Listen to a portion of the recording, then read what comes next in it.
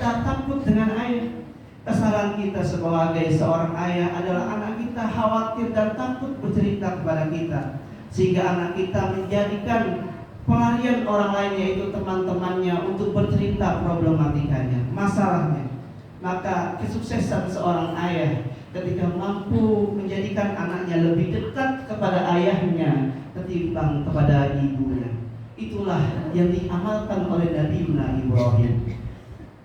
Kehaliman Nabiuna Ibrahim, Nabiuna Ismail diwarisi juga oleh Nabiuna Muhammad sallallahu alaihi wasallam, dan cerita ini diabadikan di Rawi Al-Barzanji. Wa amma qanifa yad'u sakifan falam yuhsinu bil ijabati qira. Ketika Nabi Muhammad sudah agak mapan, beliau berusaha berdakwah ke negeri Taif. Ketika sampai negeri Taif, falam yuhsinu bil ijabati qira, bukan mendapatkan sambutan tetapi mendapatkan sabitan. Bukan hanya sebatas itu, Nabi Muhammad sallallahu alaihi wasallam faramahu fayasubbu sufaha wal abid, kemudian dibilang majnun, dibilang gila, dibilang orang tidak jelas oleh orang-orang bodoh dan para budak. Kemudian faramahu bil hijarati hatta khudibat bi dima'in na'la. Bukan hanya sebatas itu, Nabi Muhammad ditafal pakai batu. Sampai apa? Sampai darahnya mengucur ke sendalnya Nabi Muhammad.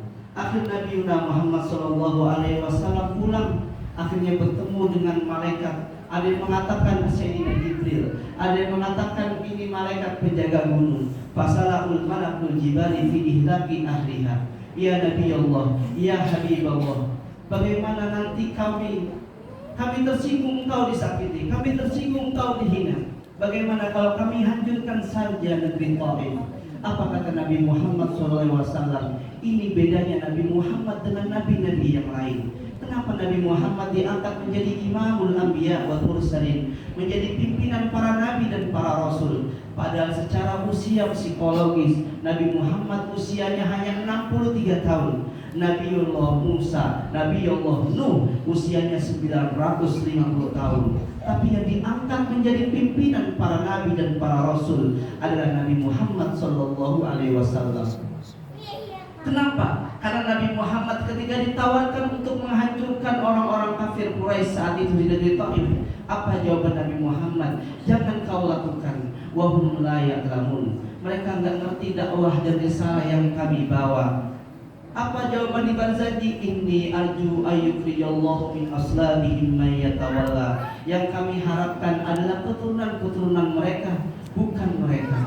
Nabi Nuh tidak sabar, Nabi Nuh tidak dapat salamatus sabar. Ketika beliau diuji 900 tahun berdakwah, hanya 90 orang yang masuk ke agamanya Nabi Nuh.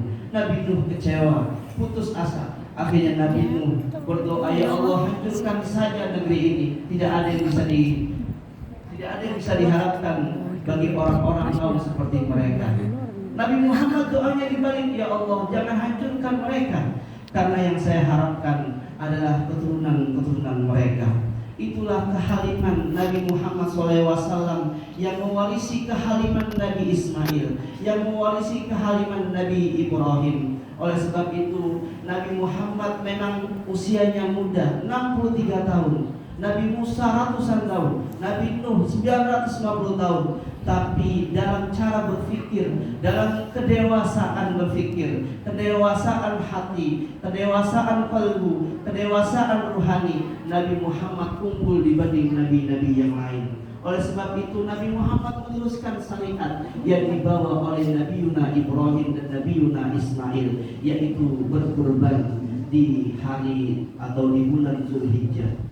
Kurban hukumnya sunnah.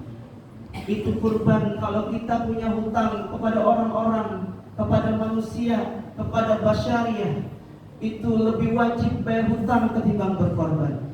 Jangan salah dipahami, kita berusaha berkorban tapi tidak menuntaskan amal ibadah kita kepada sesama manusia. Itu zalim sesungguhnya. Oleh sebab itu yang berkorban adalah orang-orang yang mempunyai kelebihan rezeki, bukan orang-orang yang untuk bergaya-gaya. Oleh sebab itu yang punya sangkut paut dengan manusia. Kata ulama, maslahatul insan muqaddamun ala maslahati adyan. Kemaslahatan manusia lebih diutamakan ketimbang kemaslahatan agama.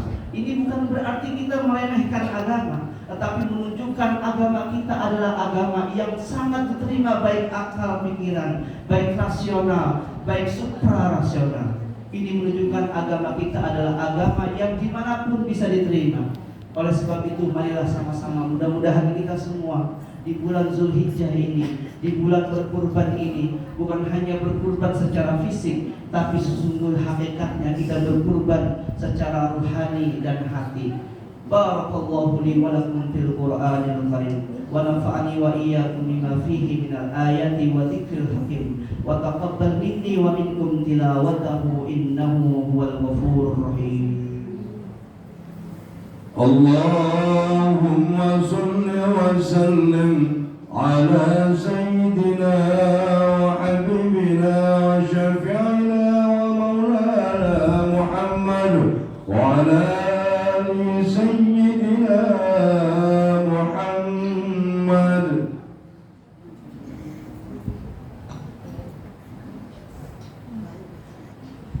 Allahu Akbar, Allahu Akbar, Allahu Akbar, Allahu Akbar, Allahu Akbar, Allahu